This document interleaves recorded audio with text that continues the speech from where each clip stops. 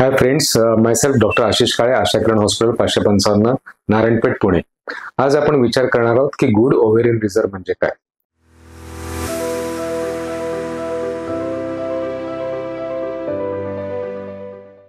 तर तुम्ही पहिल्यांदा लक्षात घेतलं पाहिजे की तुमच्या स्त्री बीजाशयामध्ये तुमचे अंड्यांची क्षमता किती आहे.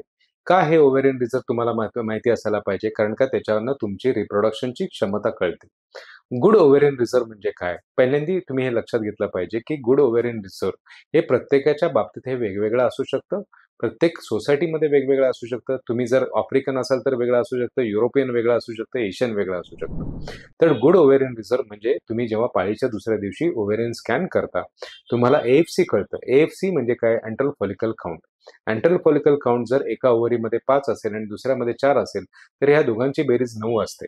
कुठलंही अँट्रल फॉलिकल काउंट हे 10 ते 15 जर असेल तर ह्याला चांगला ओव्हेरियन रिझर्व्ह किंवा गुड ओव्हेरियन रिझर्व्ह असं म्हणतात. त्याबरोबरच जर तुम्ही AMH केलं, तर AMH कुठलंही AMH 2.5 ते 3.5 पर्यंत असेल तर त्याला चांगलं ओव्हेरियन रिझर्व्ह आहे असं म्हणतात.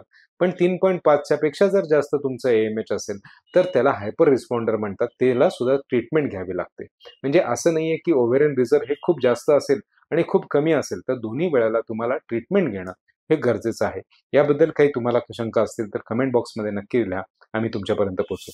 थँक्यू. धन्यवाद.